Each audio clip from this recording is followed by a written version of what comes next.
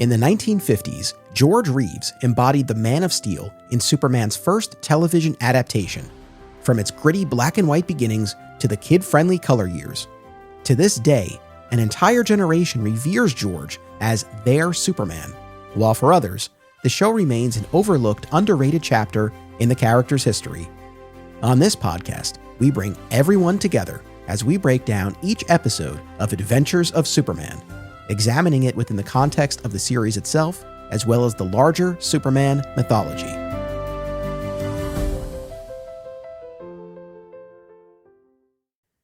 Welcome to another exciting episode in the Adventures of Superman. I'm your host, Anthony Desiato. Joining me to discuss Season 6, Episode 5, The Atomic Captive, is the author of Mr. Reeves' returning guest, Lou Koza. Welcome back.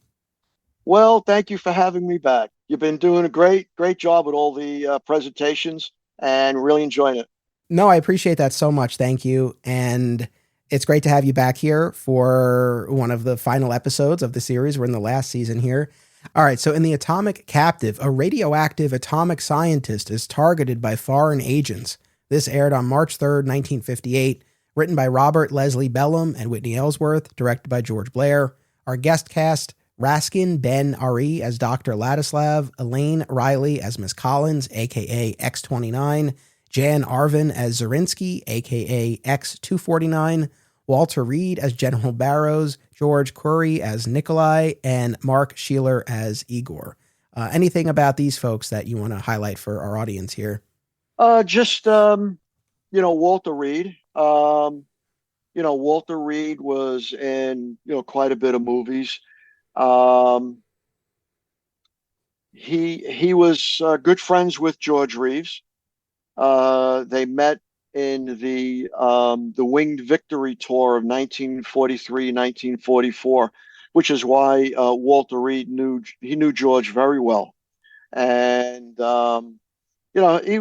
was one of those character actors, and he also appeared in a movie with Jack Larson's first film, Fighter Squadron.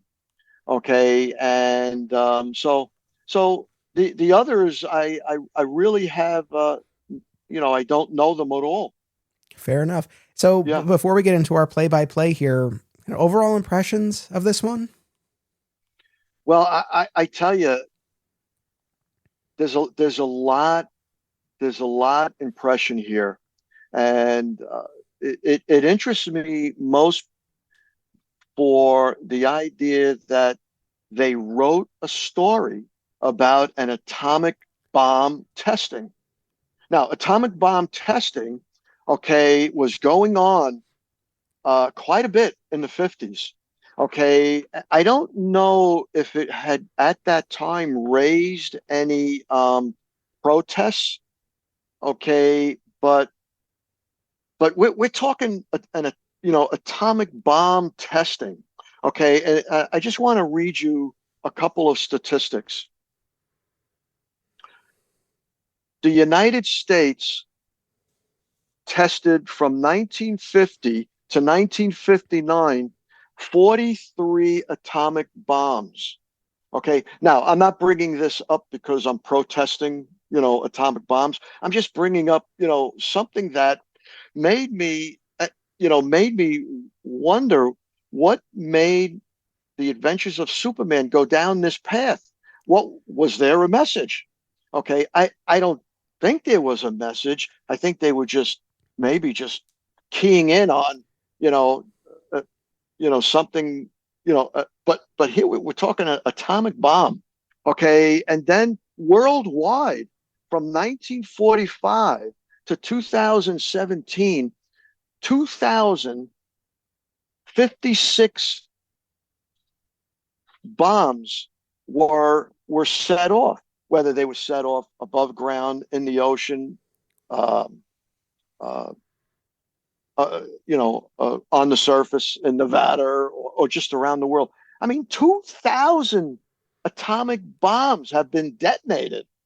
This is what blows me away. And then the thing is that what really gets me about this episode, and maybe I'm getting ahead of myself, is that, for the most part, we've seen this Superman kind of limited in powers, right? When we compare them to, you know, Henry Cavill's Superman, Christopher Reeve's Superman, Christopher Reeve, who actually, you know, who reversed the rotation of the planet Earth, right? So we have all of these, you know, other renditions of Superman, and they've all got, you know, these almost unlimited powers. So now here we have the adventures of Superman, and we've seen, for the most part, the limitations of his powers, right? But here, what does he do? He reverses an atomic bomb. Yeah, no, I agree. I mean, I think for myself, I agree with you. It felt like timely subject matter for them to tackle. I agree. I didn't feel like there was an agenda per se that they were Right. putting forth or any specific point of view necessarily. But, you know, this definitely felt like a story of the moment to be dealing with this atomic testing. So that was intriguing.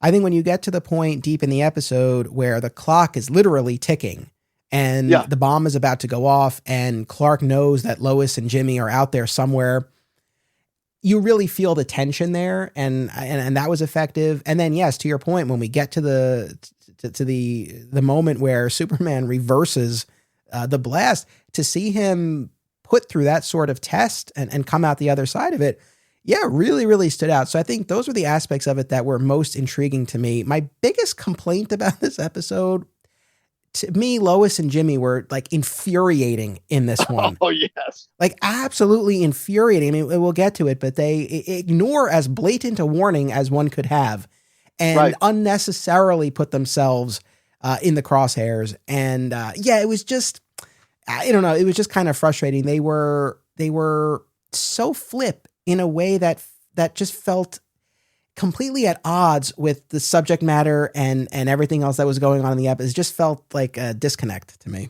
I know exactly the moments that you're talking about. But other than that, you know, I did enjoy it. So, all right, let's get into our play-by-play, and more stuff will come Okay. out as we go through.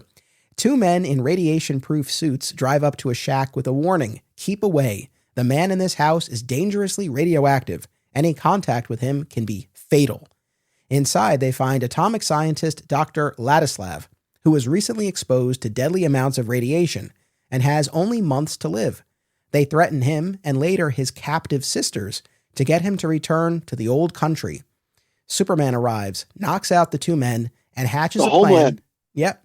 Hatches a plan to use Dr. Ladislav as bait and lure out the deadly X-29, aka the leader of this organization.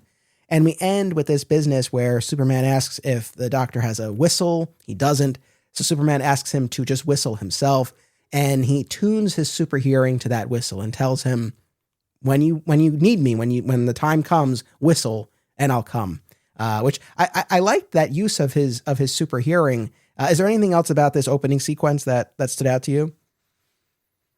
Well, it's obviously that Igor and Nikolai are, you know, their homeland. Okay, you know, based on their accents, we know where they're from. Okay, I don't think I have to say it. You know, back in the 50s, especially after World War II, uh, you know, here we are. We're tying in, you know, atomic bomb testing.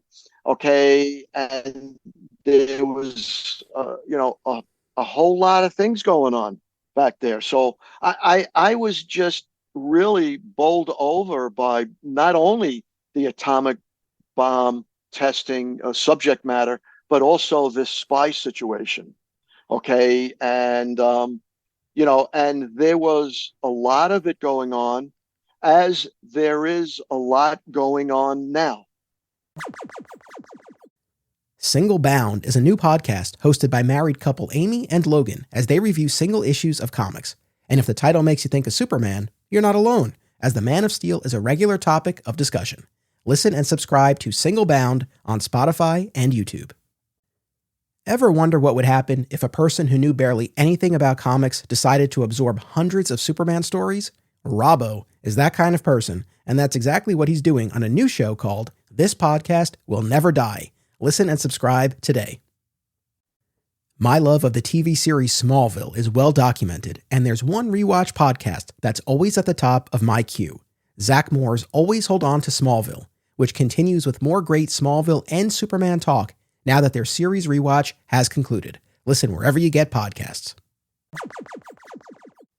Clark returns to the bunker where Lois and Jimmy have been waiting on a much-delayed atomic test. He tells them just enough about where he's been as Superman that they decide to leave the bunker and investigate this Dr. Ladislav story themselves. Right. I like this set, by the way, though. I like the bunker. I thought that was cool. Yeah. Yes, definitely. I don't know, where they got that from. Okay. They must have snuck into some other film production studio.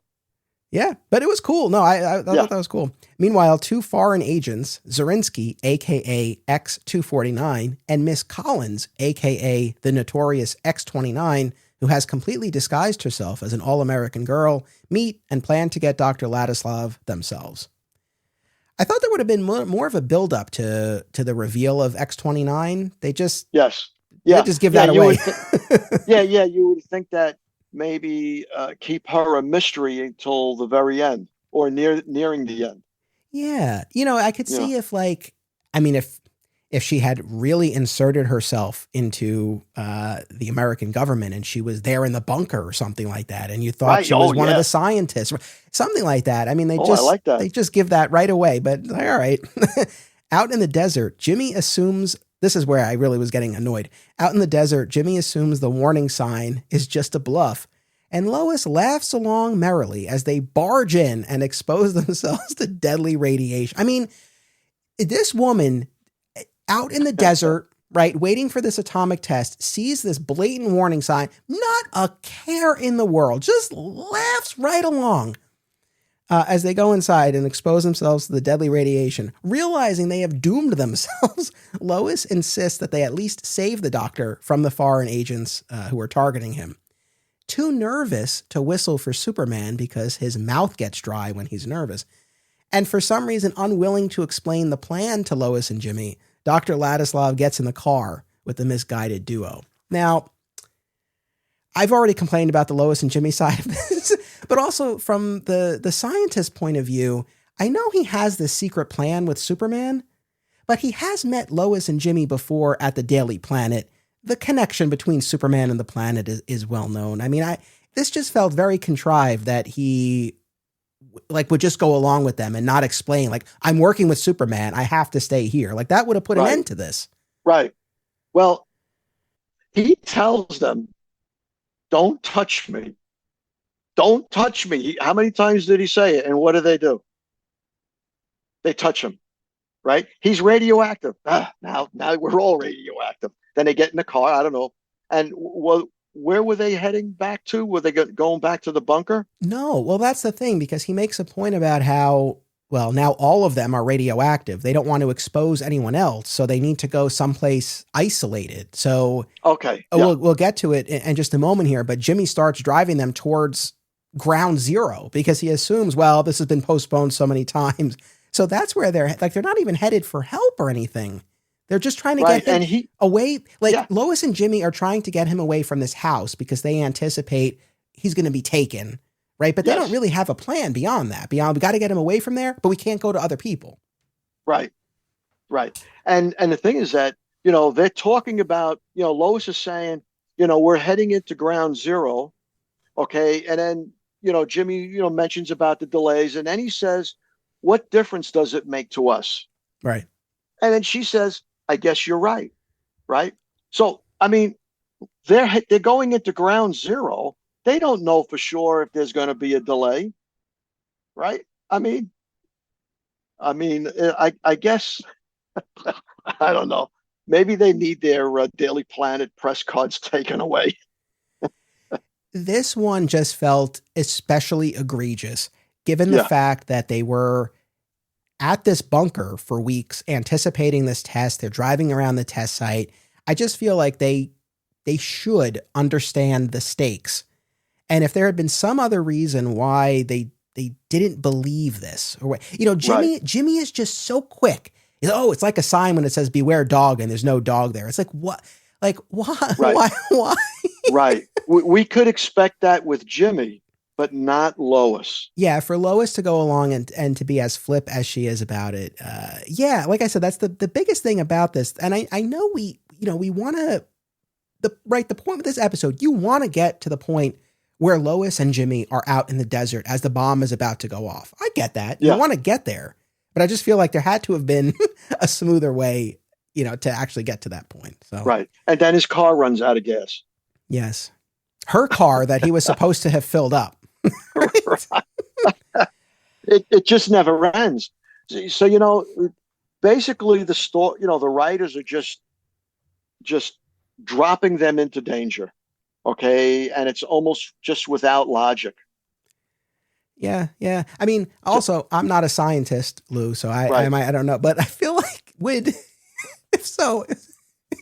if someone were that radioactive and they were just emanating this radiation, would like a wooden door even make a difference? Because it's such a big deal that like Lois and Jimmy, they cross the threshold, like they make it inside and touch him. But would that even matter? I mean, like once they walk up, would that be the end of them? I mean, I don't know. Right. I don't know the answer. Right. But Yes. all right. Yeah. If a writer in today's world would have turned in that script, those writers would have been shown the door. And it's, I'm glad, to have this conversation with you. I know you're a veteran fan. You love the show. And, when I bring up something like this, it doesn't ruin the episode for me. But no, the thing that it just bothers me because other than that, like, I think it doesn't ruin it, but it holds it back from being a much stronger episode. And I think absolute, very good point. Just a stronger pivot point at that juncture where we have to get them in that danger. I think that just would have smoothed over a lot for me. So, Anthony, that's a excellent point. Very good. All right. Clark learns the atomic blast is finally on schedule and that Lois and Jimmy drove off some time ago. He pleads with the general to call off the test to no avail. Now here, Lou, is where once again, I couldn't help but think of season 1 Clark and what he would have done in a moment like this. And I feel like that general would have been decked out on the floor and that would have been the end of it. He would have destroyed the whole control panel. Yeah. Oh, amazing. But the funny thing, I tried to watch that really close. Clark is pleading for a delay. The general is saying, no, we've had many delays. Clark sees 2 cars out there. Okay. And the general still calls for the order to push the button. Okay. Now, the thing is that it's not like the clock was already ticking. See, before you mentioned about the tension, and Clark has tension, but they didn't push the button to start it. So they could have easily said, okay, let's wait. Let's delay. Okay. There's 2 cars out there. Okay. But, the general, being, the crazy general, wanted to push the button and the guy pushes the button, but they didn't have to push the button. The tension wasn't the clock already in motion. Did I get that right? For the most part, I think so. So my read on it was, yes, to a point, pretty deep into the proceedings, it really is just a matter of the general saying, hey, we've waited long enough. We're doing this now. Yeah. If I'm not mistaken, I'd have to go back and give that portion another view, but I think we get to a point, and I think it's after Clark looks into the telescope and he's like, oh, there's 2 cars. I think it's at that point where the general's like, it's too late. But it wasn't. I know, but I think that's what he said. But I agree. Either way, for the vast majority of that sequence, it really hinges on the general just saying no. And I do love, we get to the point where Clark's like, call it off. I'll take responsibility. And the general's like, you have no responsibility. Right. You're just a reporter. I love the notion of the general like reporting to his superiors. And he's like, well, this reporter said we had, he takes responsibility for it. You know what it seems like to me? That they're following the script to the, verbatim. They're not deviating from the script and they're not reading into the illogicalness of it. Nobody's questioning it. Like you said, it could have been a better episode. Yeah. Right? If they had really flushed out the motion of this. So, absolutely. Step into the refraction with Drunken Avenger #1, The Volunteer, an indie comic by Rick Reason that turns the tropes upside down. 4 men died in 9 seconds. John Stevens survived, but survival has a price. Follow @Drunken Avenger on social media for project updates and previews.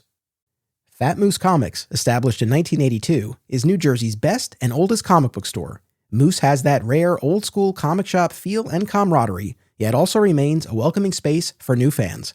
Visit them in Whippany or reach out via the Fat Moose Comics Facebook page. If you have children and are looking for a family-friendly store, look no further than Aw Yeah Comics. Visit one of their 3 locations, Harrison, New York, Muncie, Indiana, or Skokie, Illinois, and check out awyeahcomics.com for more. Their name says exactly how they feel about it. Aw yeah. Yeah, but in this climactic sequence here, we have the foreign agents who find the shack empty and take off in pursuit. Jimmy, as we said, drives the trio toward Ground Zero, figuring that the frequently postponed blast is unlikely to happen then, and even if it did, it wouldn't matter since they all have a death sentence anyway. The car runs out of gas because Jimmy neglected to fill it up. And at this point, Dr. Ladislav finds a canteen and finally gets a sip of water, enabling him to whistle at last.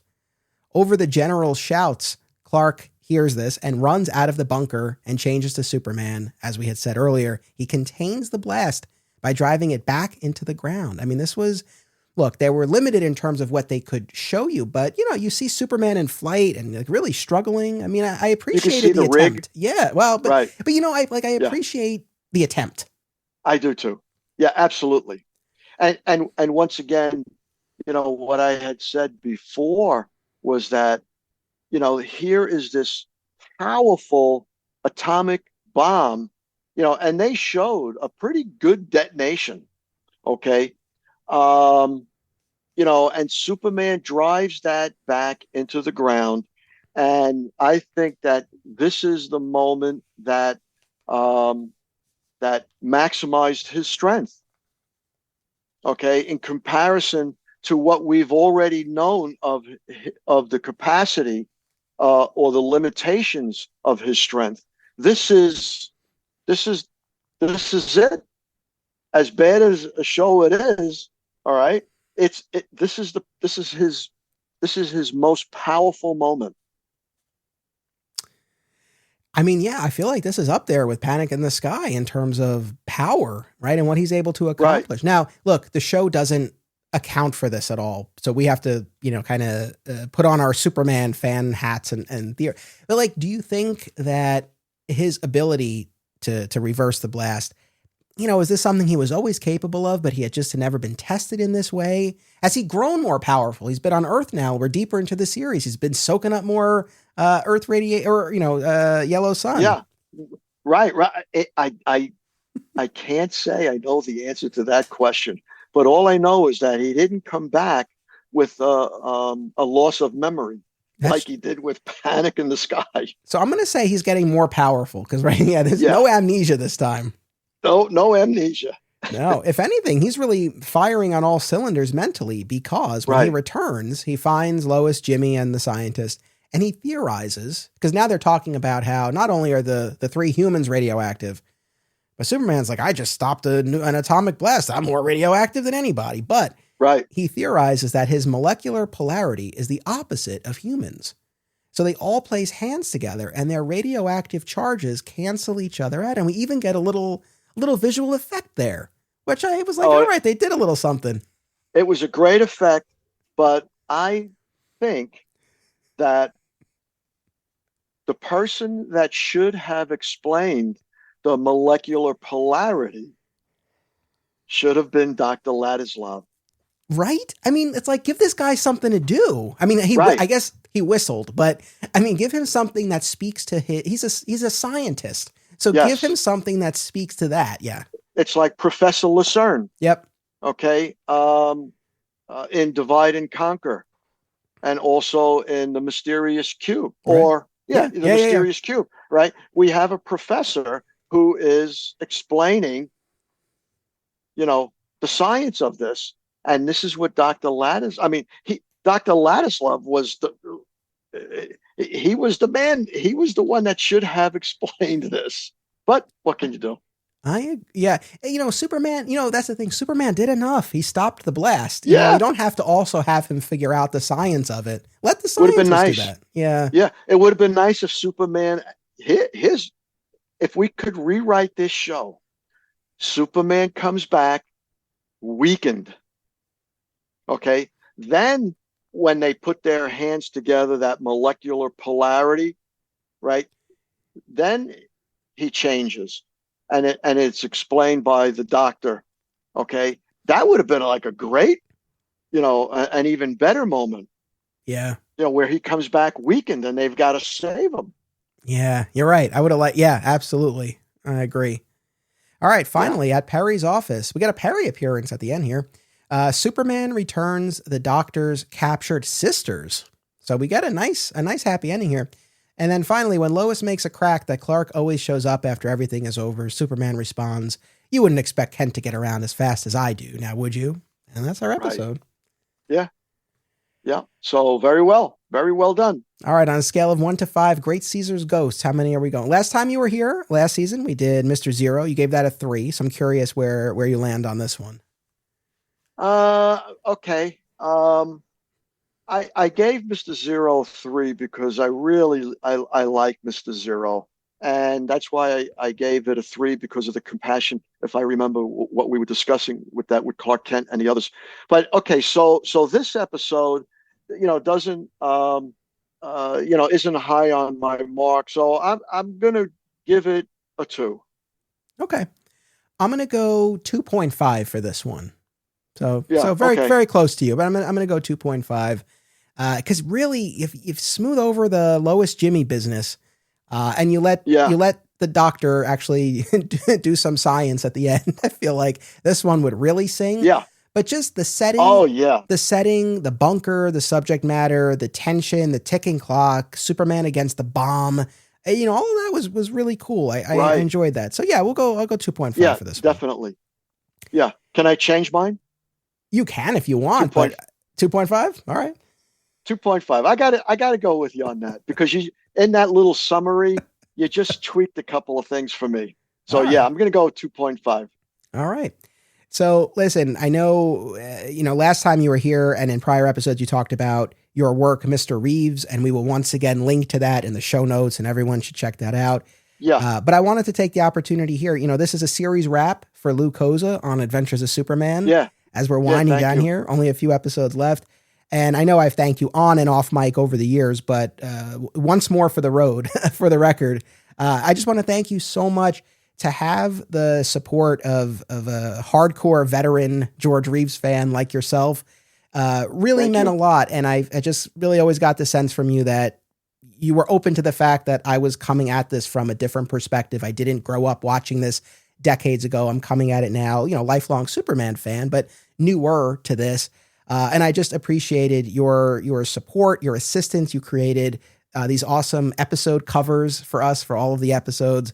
And it's really just been terrific and wonderful to get to know you. And I've enjoyed our conversation. So I just wanted to Yeah, say thank you. you very, very much. Oh, you're welcome. I really enjoyed this and I love really what you're doing. And it is a different approach than what I'm used to. And I welcome it because I believe you guys are being very, very open and truthful about what you're seeing. Okay. You don't want to sugarcoat it. My generation that we grew up on the show, we tend to not see, the faults. Okay. We see it with a unconditional love. And, so, getting, I mean, it's not, they have, some of the people I know have done, like a list of bloopers. Mhm. Okay. And that's where they have fun with the faults. Okay. But in this case, there's a lot of, the story content, that you guys are into.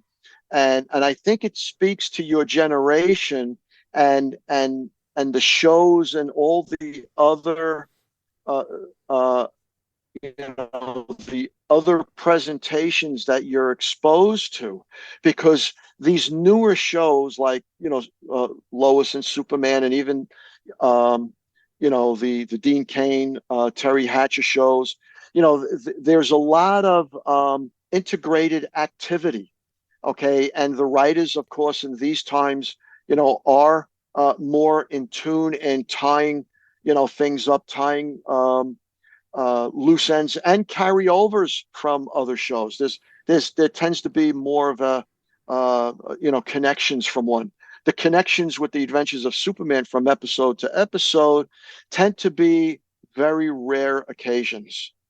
Okay, and it was written obviously in a different time period, a different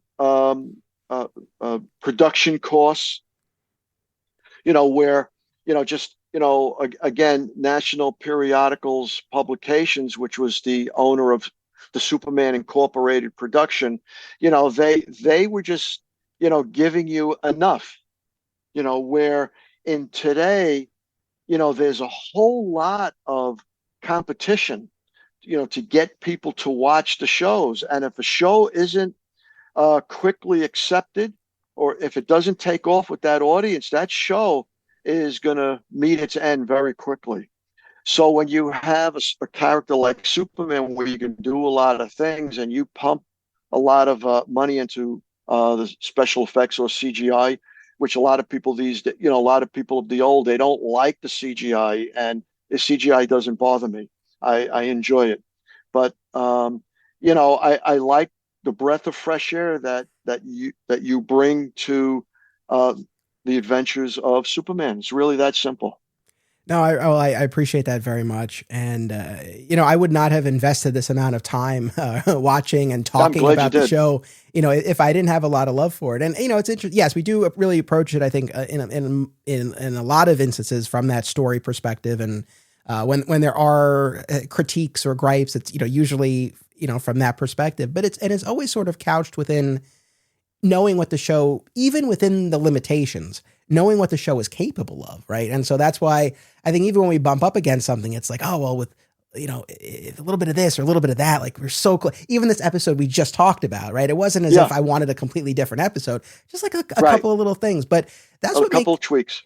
What I found on this podcast and my other show, Digging for Kryptonite, anything that we talk about, yes, if there's something that we just love top to bottom and we just gush about it, that's always nice and that can be enjoyable. But, really wrestling with whatever it is that we're talking about, like having those discussions, it's fun. And I hopefully it makes it more interesting for the audience. I know it makes it more interesting for myself as well. So absolutely. I think what you are bringing to the show is the challenge to,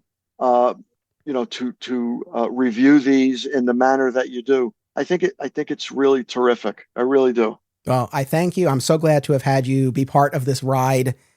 And while this is your last appearance on the show, I know we'll continue to talk off mic. So yeah, absolutely. Thank you, Lou. Thank you, audience. Make sure you keep tuning in. Until then, remember, only Superman can do super things.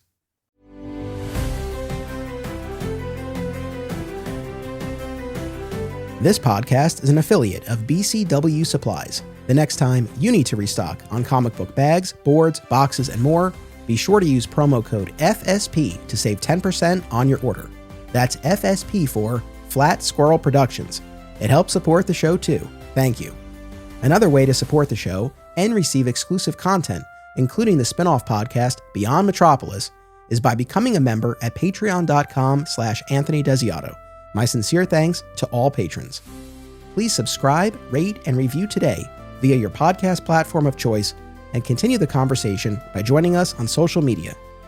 Flat Squirrel Podcasts is also home to Digging for Kryptonite, a Superman fan journey, a long-running weekly series mining Superman's vast mythology across time and media. Subscribe today. Another exciting episode is a Flat Squirrel production. Key art by Greg Schiegel and theme music by Dan Pritchard.